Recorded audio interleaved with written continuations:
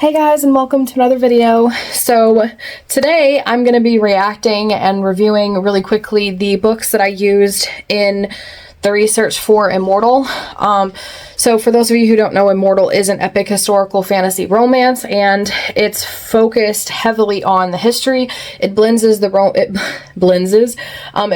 romance and the action together, but woven throughout the whole book is the history, and I wanted to be so true and accurate to history. I've had two editors go over the book 2 different times, so each of them went over it twice, so it's 4 times that an editor went through it, plus the time I went through it after every editor, so I've been through it at least 4 times, and I also used to read it for fun, and I've edited it on my own several more times before they got a hold of it. So and then each time I like fact checked it again and again and again. So I've been like researching and fact checking and rewriting and doing this since 2016 when I first wrote the book. So it's been about 8 years since I started working on it, and it just now got finished this year. But my research process is really meticulous when it comes to researching. I am very meticulous, especially when it comes to history. So a lot of my resources came from books that I have bought because I'm a history buff, so I like reading them for fun, and I was able to use those. So without further ado, let's get into it and basically review these books. So we're going to start with the book Crazy Horse. So it's Crazy Horse, the Lakota Warrior's Life and Legacy, the Edward Clown Family as told to William B. Matson. So I did review this on my channel, so if you want to watch my full review, I'll have it here as a card. But long story short, the Lakota people have like an oral history, so they tell their history orally, kind of like the ancient Israelites kind of did. And the thing is, like, they'll repeat these stories over and over and over and over again, so that the children, by the time they grow up, memorize these stories.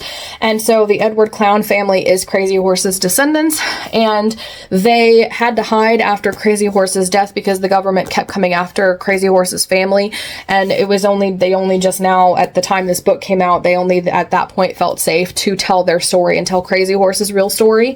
So the Edward Clown family, they dictated the story to William B. Matson, who is the one who wrote it down, and at the beginning he does do a disclaimer saying he wrote it exactly as they spoke it. So that's why any type of grammatical errors is actually more the way that they talk, which I found very immersive and realistic. This was an absolute goldmine of history and source for Immortal, for the Crazy Horse arc. It's one of my favorite books of all time, and certainly probably my favorite nonfiction outside of the Bible. It's so detailed, and there's so much that American history got wrong, and it's really fascinating to me to hear about Crazy Horse's life, and it really goes into the detail of like his whole family beyond just Crazy Horse, and all these little stories leading up to like the main stuff that we know that I never thought of. And then after Crazy Horse's death, there was like a lot of extra, like I would say, drama after that, because they wanted to keep his body away from the soldiers. So it was like this whole thing that most of the stories, including mine, kind of stop at his death. And then they went into that because one of his descendants fought in World War II, and it was just like all this amazing history that I never knew. And extra details like the Battle of the Rosebud Creek was one of them that my American sources had all wrong, and the Little Bighorn River was also wrong. And then the names, the Lakota have different names for those. A lot of their culture and the way that they believe and think, like, this was an amazing resource, and this is a 5-star book for me. So next up, we have the Dark History of the Roman Emperors from Julius Caesar to the Fall of Rome. And this book has been an absolute goldmine of information for the Roman Empire. And I've used this not just for Crazy Horse. So the majority I'm using this for has been some of my fantasy books and fantasy stories where I'm building an empire that's like Rome. And I've been taking inspiration from the stories and the emperors in that to kind of build up my fantasy empire. But it was still a source of information for me.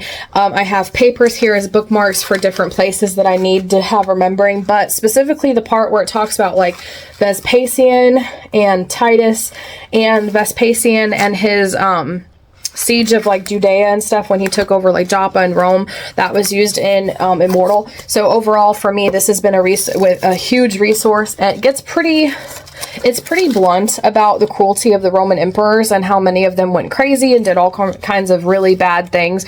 So it has a lot of like graphic content in it that's presented in a factual, informational way, just because that's what they really did.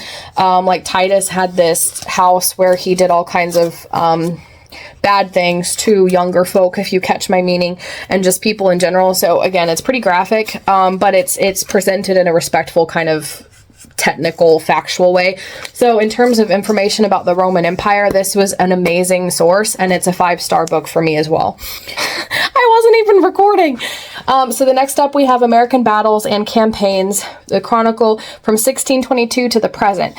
So what I like about this one is that it goes specifically into the dates, where it has like, you know, the location, 7 December 1862. So and then it goes from like, you know, this area to the 13th of December 1862. So it's a very detailed chronicle of the different battles. And also for some battles, you'll have a map like this where it shows both sides of the battle, the location, and some vague details about that, but you can get a bigger picture of the battle and like what each side tried to do, where the troops were, which is really helpful when you're writing them. The biggest issue I would say is that it's kind of selective in what conflicts it includes in here. I remember several times I was looking for something specifically and it kind of brushed over certain things. So you have like the ones that it goes over, I'm losing the thing, but the Colonial Wars and the War of Independence, so 1622 to 1783. So even though that goes over the time period of the French and Indian War, I don't know if that actually includes a lot of that. Early 19th century wars, so 1798 to 1848. The Native American Wars from 1791 to 1890. American Civil War, the Wars of the Industrial Age, World War II, Modern Wars, and so on and so forth. So I remember several times I was looking for information in this book, couldn't find it because it kind of brushed over it. So that would be my only downfall and why I would probably dock it a star. So this is probably like a 4-star read for me, but I do love the maps and the detailed information that I got out of it. All right, next up we have The New Nation, the Creation of the United States, Paintings and Eyewitness Accounts. And it has art by Mort Kinsler, text by Edward G. Lingell, forward by David Hatchett Fisher. Honestly, this has been another goldmine of information for me. It specifically stops after a certain time period, so it's like the really early history. But I think I've read through most of this book, but it's like the first legislative assembly, the Mayflower, the first tanner in America. So it goes over all kinds of really detailed details about the early American history, and I remember it goes over the New World for a few pages. Yeah, settlement. I was trying to find it. So it was kind of brief, but I read through this section and this section, which this is actually what, and then the New World. So this page in particular is what helped me fact check. I was doing round 1 and I realized that I had it all wrong, what day they landed and stuff. I don't know what source I had used online, but this book corrected that. So I ended up using this book as a reference for when I rewrote. It describes their first landing and stuff. And so I used that as a reference base. So I would say, even though it kind of brushes over the early settlement and then goes straight into like a lot of the legislator and like creating the early, like the America creating it and all that stuff. Even though that's the majority of the focus of the book, I would still say this is a 5-star. I'd say 4.5 stars because it's not as low as a 4-star, and it did have a lot of information that helped me. So I would say 4.5 stars for this one. All right, so next up we have The Gladiator, Fighting for Life, Glory, and Freedom by Ben Hubbard. So I think Ben Hubbard is the author of the Samurai one, and he has another one about Vikings I haven't read yet. So the Samurai one we'll talk about in just a minute, and I've used amazingly. So this is a series that I really love because they are so detailed, and this was everything. Like, I used this for my reference for the Gladiator arc for Immortal. It literally goes over everything. There's nothing that it does. If I could give it 6 stars, I would. As you can see, I have my bookmark where I left off. I think it talked about, this was like about like gladiatorial training and stuff. It went over everything, like their training, their lifestyle, what the lifestyle was like, the training, where they fought, like the building of the Colosseum. I think it touches on that, which was known as the Flavian Amphitheater, and what the games were. And it literally broke down a typical games, like how what the event structure would be like, the different types of gladiators, like Murmillo versus the other ones, and then like gladiators versus like a bestiaris or a venator or something. I can't pronounce the Latin very well, but honestly, this was a gold mine of information, so 5 stars. I would give it 6 if I could. And I do want to point out that for me, what I value in a nonfiction history book that I'm using specifically for research purposes, for fun, it's just how much the book interests me and how much information it has that I'm specifically looking for. But when I'm researching, it's like, do I need to go to multiple sources, or is this book and the book that I'm using going to give me everything I need without having to go to another source, whether that's another book or online? I hate it when a book doesn't have any information that I'm looking for, like the American one that I rated 4 stars, and I have to go to other sources. So for me, this book had everything. I did not have to go to another source, with the exception of something I was looking for, what a dining room was called instead of like a meal hall, and because that word wasn't invented to a certain time, and I couldn't find any information on it online. That's the only thing, because it used the word meal hall, but I've researched it. Meal hall wasn't invented, and that wasn't any fault of the book. It's just the text that it used to describe it, which again, it's written in modern times.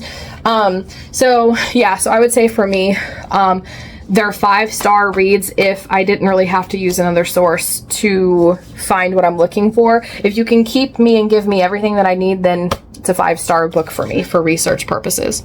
We've got more. So this is again by Ben Hubbard. This is the Samurai Warrior, the Golden Age of Japan's Elite Warriors from 1560 to 1615. However, it does touch on the 1860 war and on beyond. This is probably one of my favorite history books. It's a history textbook. The Crazy Horse book to me is nonfiction because it's true, but it's written in a story format, so it feels more like a book, like a story, even though it's real. So it's like a true story, whereas this one is an actual history textbook. And so for me, this is one of my favorite history textbook of all time. So it goes over the armor, it goes over the weapons, it goes over the culture, it goes over the language, it goes over the history, it touches on different pieces of history. So it breaks down the 1580s, like the 1500s Japan, what led up to the 1500s Japan, the different important players at that time, which was like Nobunaga Oda and Hideyoshi Hashiba, Mitsuhide Akechi, all those guys, Ishida, I can't remember his first name, and then Tokugawa Ieyasu. It goes over Tokugawa's rise to become shogun. Well, it goes over Hideyoshi's rise to power. It goes over Nobunaga's death and how Hideyoshi took over, and Akechi and all that stuff. The betrayal, Hideyoshi's reign and everything that he did when he was shogun. It goes over different fighting styles, and how they used the katana. I probably was muffled. So it goes over different fighting styles, how they use the katana. It goes over all the kind of weapons that they used. It goes over important battles that took place in many different eras. It goes over Tokugawa Ieyasu and how he became shogun, and then how they reigned in peace. And like I said, it goes over the different stances and things like that. And infantry. It talks about the arquebuses, and it has a few maps like this where it shows you the battles and different things like Ieyasu's field orders. It'll have little bonus tidbits like this that'll just kind of be a bonus thing. It's got artwork, so like that's an artwork of Tokugawa Ieyasu, and so yeah, it's got everything. And then later on it also talks about, like, this is actually the armor section. And then it goes to the Boshin War. It kind of breaks down how that happened. It talks about the 47 Ronin, which is a piece of Japanese history, like, that's been kind of romanticized and embellished and stuff. So it talks about the real story behind that and how that whole thing happened. There's been a couple movies, I think. It goes over the seppuku. I said that wrong. It goes over the seppuku ceremony, and kind of gives a picture of what a seppuku ceremony would be like.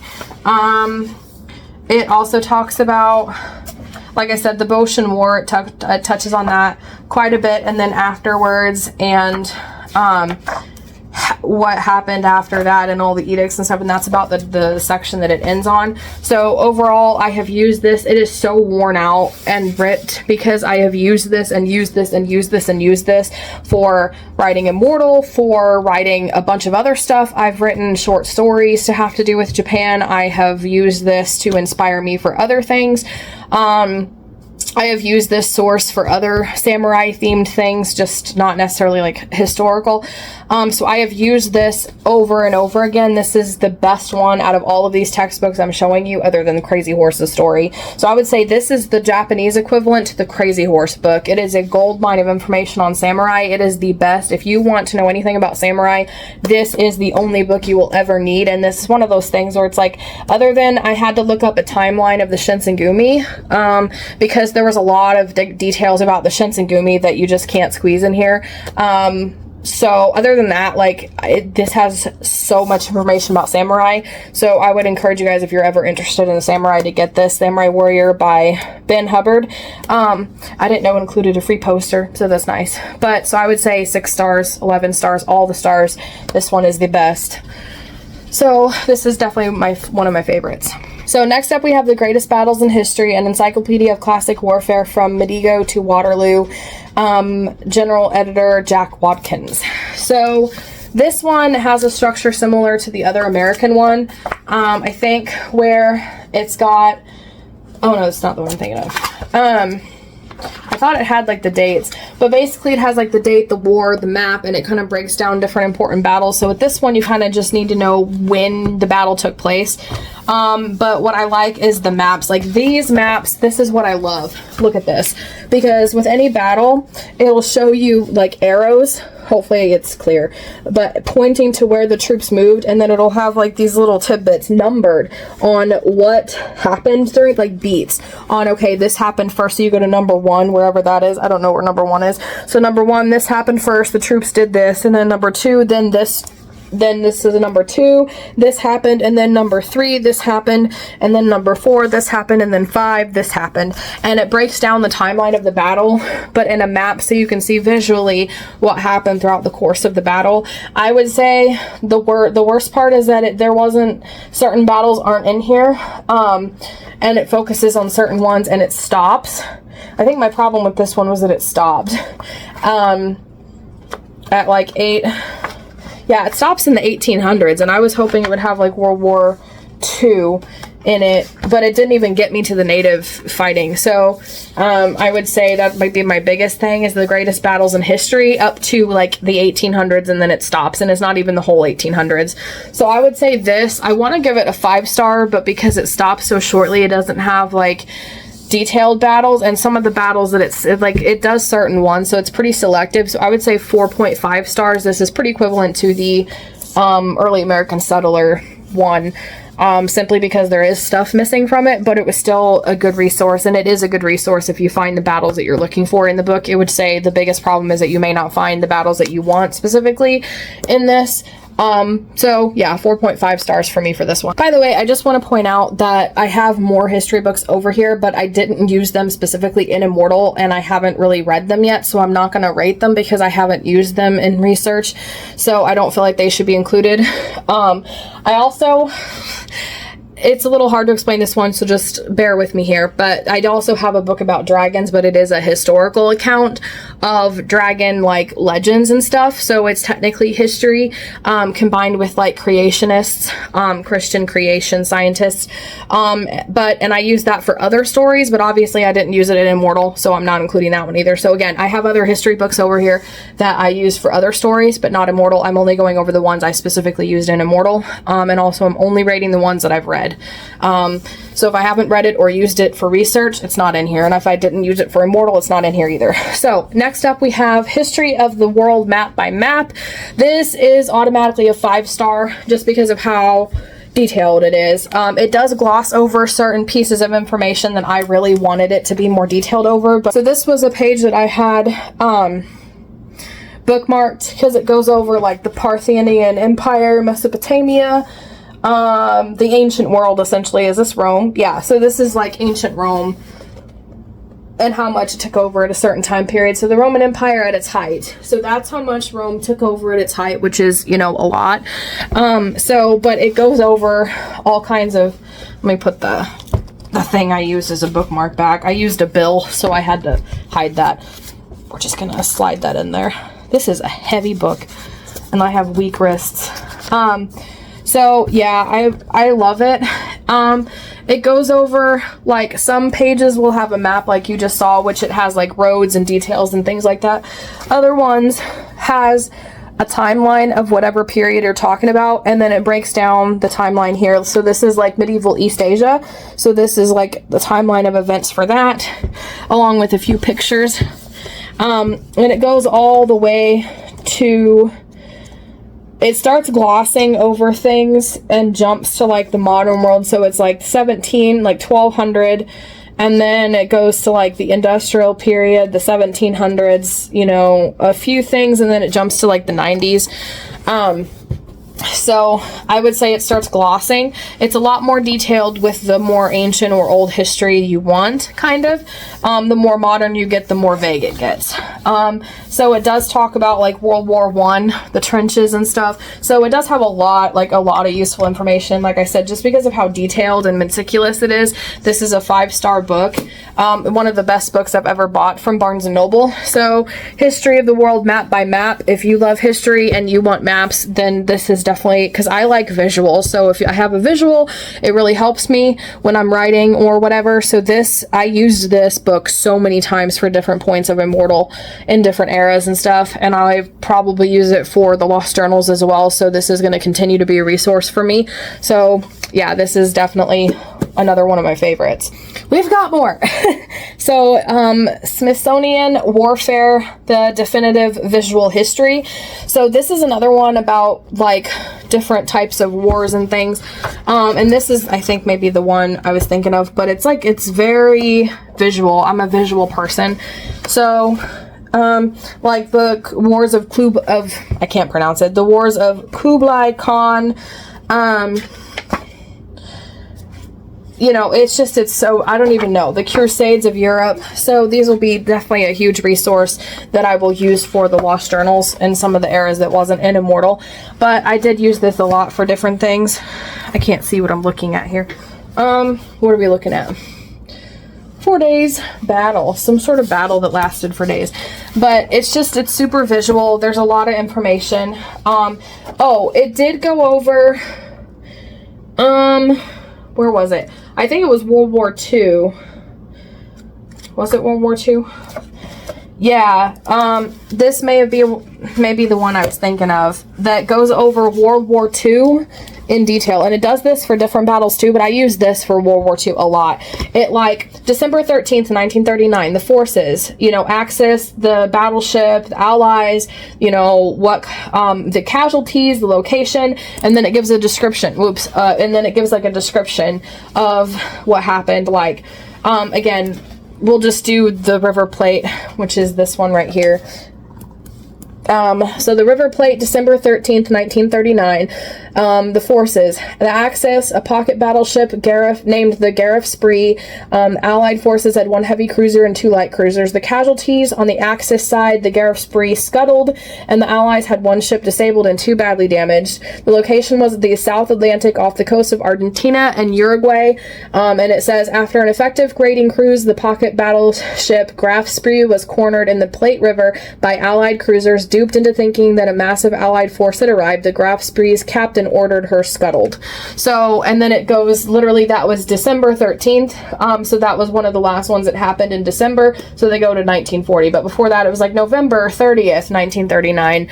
And then before that, it was like September 8th. And, you know, it's a little vague, but it jumps around from place to place, kind of like a history of whatever took place. So for World War I and World War II, I use this one a lot to figure out where they were, when they were, what day, and then take what they said, like, happened, the little paragraph, and then put it into words, and I go, hey, what would have happened, my character, what he would have seen, what he would have done, how he would have experienced this.